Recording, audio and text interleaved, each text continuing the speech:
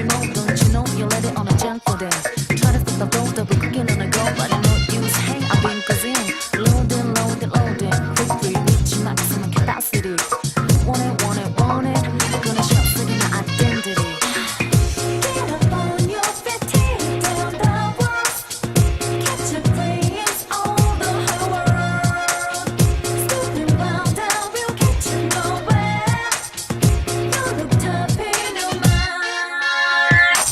We all dropping our lanes of relationships. Life goes on with or without you. I swim in the sea of the unconscious. I search for your heart, pursue my true self.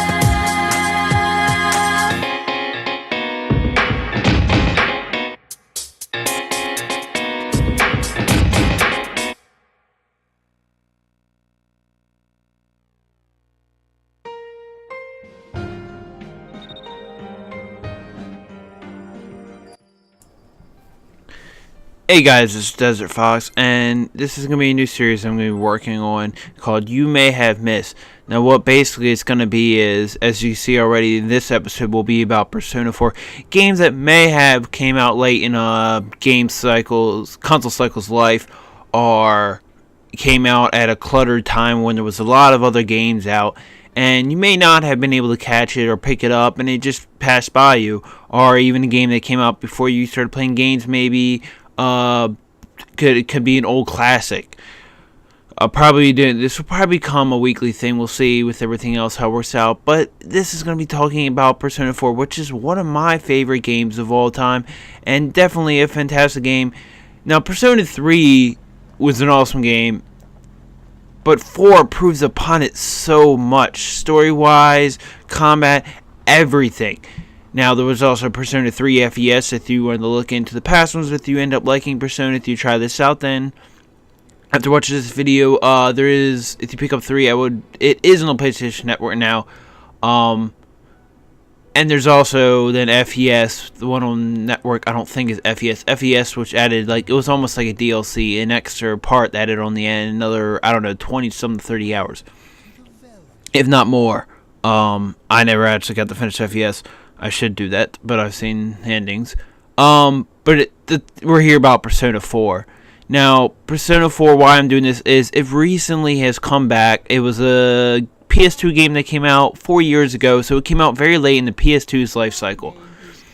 Now, why I'm going over this, though, is it has recently been put on the Vita.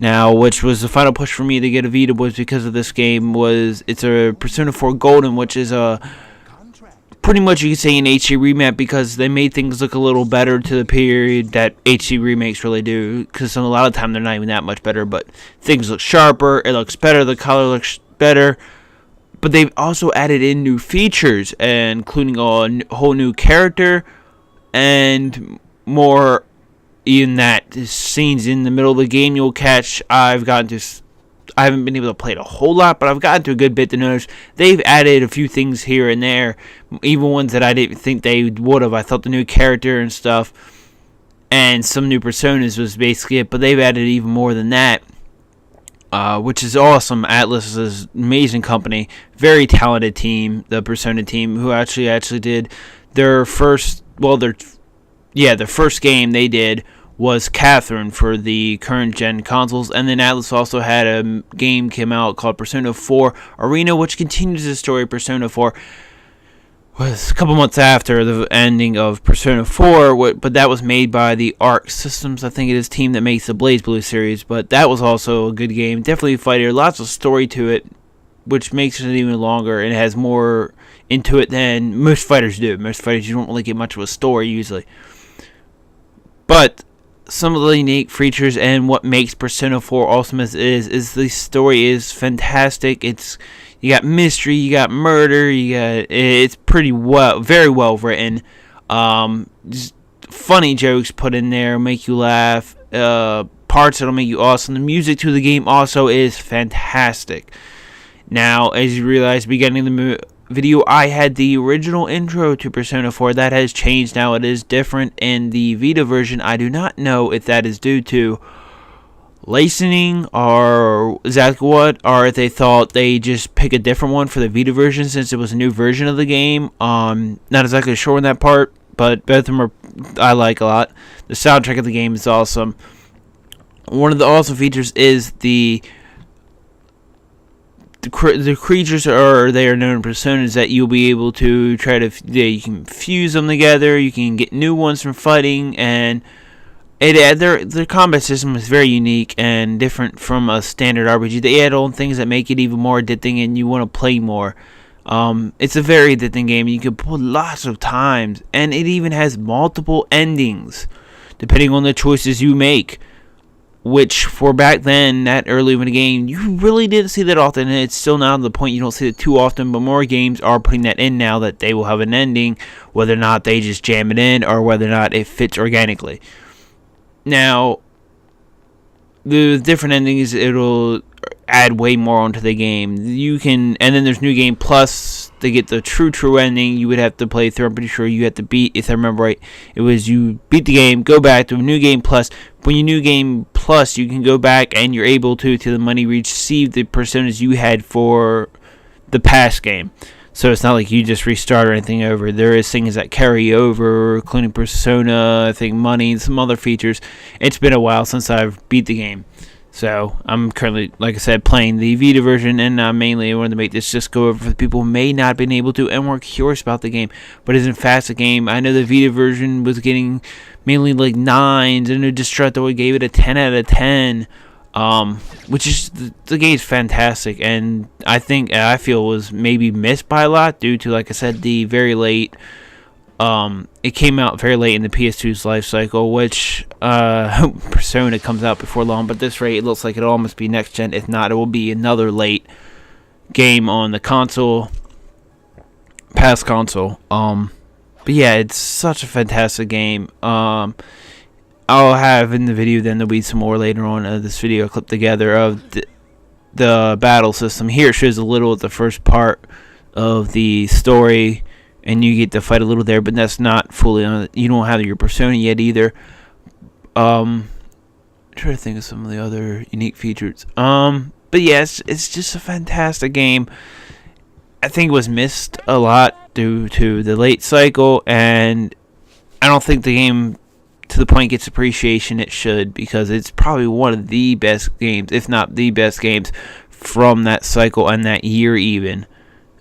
I mean, at that time, the 360 was already out. Everybody was playing that. I actually stumbled upon it randomly. I was like, oh, what's this? Looked at it. I was like, this looks maybe interesting. Okay. And by random. And after 2 hours into the game, I was hooked. I've probably, out of this immense amount of hours, I played the game multiple times. Like I said, it's hundreds of hours. It's a very long RPG. Fantastic one at that. Between you have to balance then when you go to school, if you're gonna increase your friendships with your bonds, as they call it, with other people, that bond represents a pathway for those types of persona, and if you do that, it'll increase their strength and whatnot. And also, if they're one of your team members on your team, it will increase their strength in battle. They'll become better, and especially for now, they even in the remake Golden, they've even added now, as every level you increase your bond with one of your teammates, their persona learns a new move, which I'm pretty sure was not in the original. They added that. One thing I may have to say, it seems that they've taken away so far, if I've noticed from the first boss room, is they took away the save point right before. You can only save at certain places, which is fine. I guess maybe at this point, some people are like, I like to save all the time or whatever. But as an RPG, it kind of maybe takes, I don't know. I like the save points. That works for me in the RPG feel. But it's pretty easy. You can just use an item, go back to the beginning, save, and then that item lets you go right back where you were on that level of the dungeon. But it's even a very fun game to grind. Awesome, so many different personas and different things you can add in. It's overall, there's hilarious moments, there's great moments. The game also actually makes you care about the characters and what happens, as kind of maybe gone the way inside, not as much. Characters don't seem to feel as you don't feel the connection to characters in games as you used to is so much. I mean, some faster games, it's Walking Dead, yes, that does, and some other games, but not to the period that games used to, as far as RPGs like Persona. It made you care about, especially 4. There's certain characters that makes you care a lot about, and when stuff happens to them, it's like, but no, games like Call of Duty, it makes you not even really care about the characters anymore. Assassin's Creed 3, Connor wasn't even that great of a character, but I won't go on about that.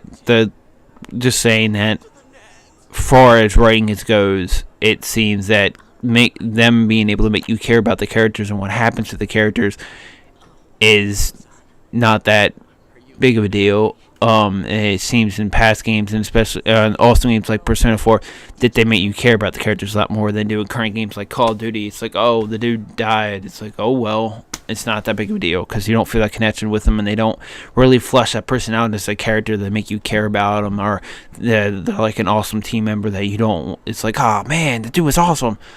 But between its unique gameplay and everything, how it works is each dungeon level is designed after the area and the world which you go into, which has a unique and strange story, but it is awesome that the world you go into is inside the television, and it's another like parallel world inside, kind of, in a way. I don't want to spoil really anything, but as here you go, I'm just showing some quick combat. I wasn't really trying. It was a while since I played, so I couldn't remember at this point where they all were. But as you have your base attacks your main character can do, and then there's different multiple like magic type attacks that your personas can do, and certain monsters are weak to certain things. Certain monsters are strong to certain things, so you have to plan out with what you're fighting, like which one you're going to use. Now the main character is able to switch and have multiple personas at a time, as your partners only have their one persona. As the main character in the Persona games, you're always able to switch them up and have more than one. Also saying about how you have to balance it out, whether or not you're going to increase your bonds in the game, or whether or not, oh, I'm going to go work at a job to increase this bond and also make money, or just make money at another job, or go do stuff like try to all-you-can-eat contest for this ramen or this one food that will increase certain skills like your courage and whatnot, which do actually change stuff in the games and some of the choices you can make. And then while speaking to other characters, what you're able to choose, because there'll be lots of times in the games where it'll ask you like what choice do you want to make, like what do you want to say to that person for what they say. And then it makes you manage that, like, do you want to increase your bond, do you want to go grind and level up your characters in the TV world, or do you want to do other stuff? They've even added more now with the garden. I'm not sure fully what that's going to do, but helping other people out with things too comes across. And actually, once you max out the other team members' personas, that they will level up, like they kind of go into their true form, which becomes stronger, and their element, they become they either absorb or they're able to reflect that. I forget exactly, whatever. They become immune pretty much to that one element, and also their weaker one, I think, goes away if I remember right. But they become stronger once you max that out. There's like 10 levels each bond and everything. But yeah, it's definitely a fantastic game. If you still have a PS2, recommend picking it up, or even if you get it on the Vita, to pick it up through the Vita version. It's definitely worth it. Definitely amazing game, especially now on the Vita that it runs. I don't know, it's like $30-some, I think, for the game was for it, and which is a new addition to it and everything. It is fast. The game is portable, especially if you travel a lot or something, or you have a lot of time for portable games. It's definitely fantastic. Or if you have a PS2, try to get on that. But yep, this is You May Have Missed, and I'm out.